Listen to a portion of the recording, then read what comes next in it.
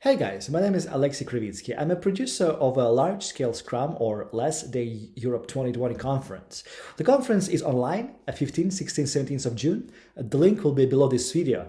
But I don't want to talk about the conference. I don't want to talk about stuff you don't need. I'd like to explain you what large-scale Scrum is, or Less method, or framework, or principles of Less, and how they are different to Scrum itself. I believe you all know Scrum, you've heard about Scrum, these days everybody say they do in Scrum. So let me explain you one important thing which you might not really knew when you were trying to apply Scrum in a large-scale product development. Let's dive in. I will use my magical pencil to draw you some things which I'll find very important and interesting to understand. We all know how one team Scrum works, right?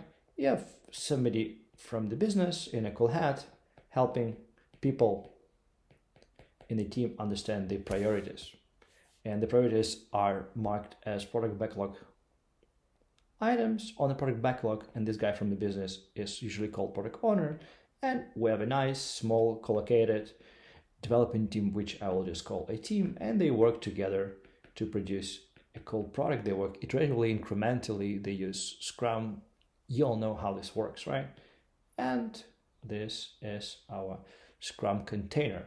Now, what if, big question mark, you need to build a large-scale product, like a big product, right? How you go about that, right? Because one team Scrum worked for you in the past. What you would do? You would do what I'm currently doing. You will copy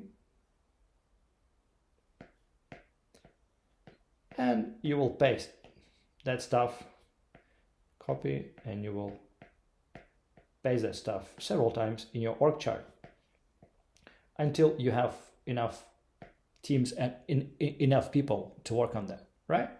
So now you don't have any questions anymore because basically you now have a very cool red backlog and a red team and a red product owner building the red product. And the red product is a part of the large-scale Scrum product, right? You have the yellow backlog, yellow product owner, yellow subproduct, yellow, and you have a slightly larger green part of the cake. Yoo-hoo! It works, and then somehow, let's leave that magic aside. Just by magic, all these parts of a larger product got integrated magically, and the puzzle works together, and the larger product works. Well, you seem to be using Scrum. Everybody is using the Scrum terminology. The team is having a sprint. The team is having product increment. The teams are doing their meetings in the before and after the sprint. They do the daily Scrums. They have the visual board. Like, everything's fantastic. They even have now a cool dedicated Scrum Master who is helping them to master the process, right? And every team also has a Scrum Master who is helping them to implement stuff. Now, you think you're done. And 90% of my clients and my teams are working in this way. Well, one team Scrum is great if just one team is enough to build what you're building. But if you need to build something bigger where you need multiple teams, then copy-paste Scrum. And this is a copy-paste method. It is a big disaster. I would say it's very dangerous. It's very dangerous. And why it's dangerous, I'll explain you in the next slide. But basically, what you've just created, you've created an environment where you have several backlogs in your organization, and all these backlogs are somehow, the work is summarized to produce the large-scale Scrum product, right? And every backlog has its team sitting on the backlog and working off the backlog, and each backlog has an associated product owner. You still call this guy product owner, although it's really questionable whether what he's managing is actually a product, right? And people are using Scrum terminology, and everybody's happy. People doing certifications and yada yada. But what you've just created is very interesting dynamics, because what if there's another, usually line in a company, Because these product owner guys here, they are busy with daily work. They are managing tickets in Jira. They write user stories. They help people to understand the details. They're super busy with the tactics, so they don't have time for a bigger picture. And also, who of them will be managing the bigger picture? So what typically you have this bigger guy who is product officer, whatever you call him here. And this guy says, hey, you know what? This is our long-lasting strategy for, like 5 years. And these guys on their level down, they work maybe on 1 year horizon max, right?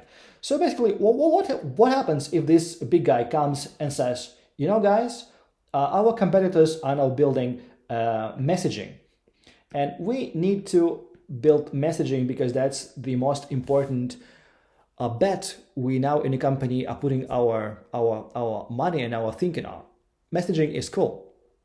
Now, well, messaging is green, right? So we actually used to have a team, these guys, who've been working for several years on messaging. And now basically what they need to do, well, they just need to speed up, right? They just need to work on much more things in a backlog. How about the other guys, the red guys, the green guys, the gray guys? Will they give the people to the green guy and say, okay, we will cancel now everything we've been working on, we cancel our roadmaps because the most important thing is a green thing and we all need to focus on that. So we're just giving you our teams because everybody needs to work together on this bigger goal for the next, say, quarter before we can go back to our initial plan. Is it really happening in the companies? Not to my experience. I've been coaching Scrum, Agile, and large-scale Scrum, and whatever you call it, for 12, 13 years. This is not what I observe happening. What is happening is this one.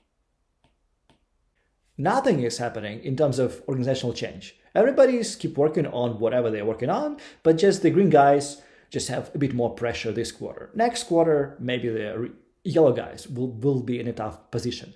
Why? Well, because every product owner wants to keep his team and wants to keep some bonuses because he has some KPIs, and actually the more people they have in the team, the more important they seem to be, right? So what will happen is that the green team probably will hire some more people, and next quarter yellow people will hire some more yellow people. That's actually why companies tend to grow, the Parkinson law, right, in action. Is it good? Is it bad? Well, that's not good, not bad. This is what we've created by using the Copypaste Scrum. Now, let me redraw this picture.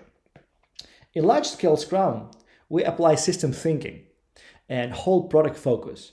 And we also say large-scale Scrum is Scrum, which means, well, there should be, if you're building one product, there should be one product owner and one product backlog. So we need one product backlog for everything you need to do in that product. And of course, if you would merge all these sub-products, and I do this a lot, I always have a joke. I say, hey, I'm as a Agile consultant, I have a super glue in my back. And what I usually do, I glue all these backlogs together. You'll be surprised. My record, I've seen 28 backlogs in a 7-people company. People usually sometimes go like ballistics about number of backlogs. Every project is a backlog. As a customer is a backlog. And of course, every backlog will have its own Jira project. That's nonsense. Because let me explain you why. If you merge all these backlogs together, and if you ask somebody important, knowledgeable in the company who knows this strategy to actually prioritize that stuff, again, what you'll typically see, and this is our example, right? The green stuff will be on top because it's super important. It's messaging. There'll be some yellow items here and there, some more red items, but like not every item will be important, right? Maybe the orange items will not even appear on the backlog. They will appear somewhere below the backlog, visible part of the backlog, because what these guys been working on is a self-fulfilling prophecy. They've been just keeping themselves busy. Why? Well, because if you have a red product owner and a red team, he will be just making up work for the team to prove his own living. And guess what? If you're building software, there's always work to be done in software. You can always refactor, you can always migrate to a new version, you can always make up cool new features. And basically that's how it all works. But if you combine this in one backlog, only then you can see the real situation. Okay, now we see that on top of our backlog, there's a lot of items which need our attention, and these items are the green items. So what actually needs to happen? What needs to happen is that basically you don't need this, you don't need this, you don't need this, and now all the teams need to work together. You also don't need this. They all need together to work on what's really important. And I will just redraw this picture to make it a bit clearer. But basically, this is what we do in large-scale Scrum. We have one product backlog for the entire product, no matter how big it is, right? We basically ask somebody who has the strategy to play the role of the product owner. It's like a chief product owner or overall product owner. But because there'll be only one product owner now for the entire product, we just don't call him her chief, we just call him a product owner. And this is not a chief backlog, it's just the only backlog. And then no matter how many teams you have, they work together in this environment to produce this large scale product. And of course, there'll be times where the green items will be on top of the backlog. There'll be times when red items will be on top of the backlog. There'll be times when some other stuff is important. But we don't color teams by topics. We actually would like to make sure that every team, ideally, and this is possible and reasonable in long term, can potentially work on important. A question to you. You would say, hey, these guys have been a yellow team before we did our less transformation. These guys, right? They've been working on yellow stuff here, these guys. And now they are just another team. They still remember the yellow stuff, and maybe they're still the best at the yellow stuff, but yellow stuff is below, at the very low of our backlog.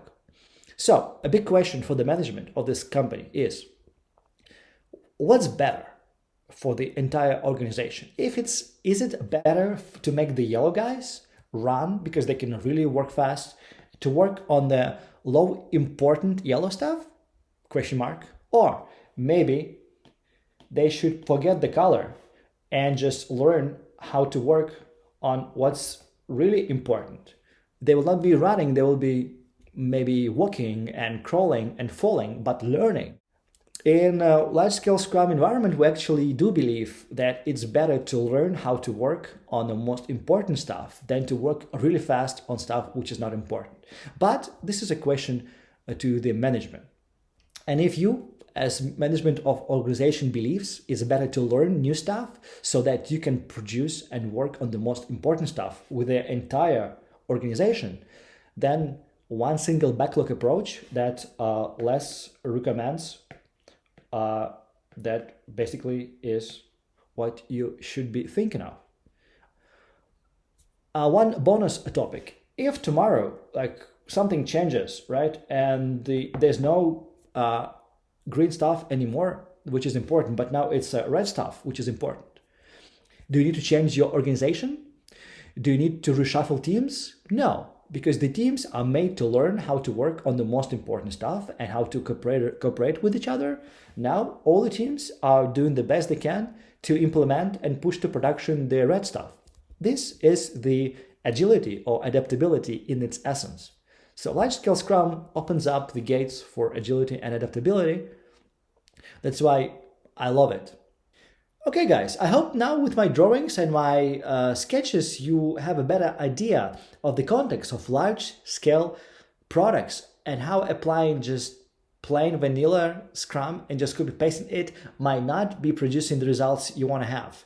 And I can bet, if you're working in a large-scale Scrum environment, most likely you using a copy-paste Scrum. So if you want to learn how to go from that to a proper implementation where everybody is working on single product, where the team can adjust priorities, when the company is actually agile by its nature because everybody can shift priorities and run into the right direction, then I think the conference I was mentioning in the beginning, Last Day Europe 2020, might be handy for you, because we're gonna hear lots of cool stories about how real companies do that. And these are long journeys, like 1, 2, 5 years before a company can really say, well, we know now how to learn faster. So it's a long story, it's a long journey, but I think it's worth pursuing. Thank you, and I hope to see you soon when I'll be drawing some more interesting dynamics, which you might not also be familiar with. Stay tuned.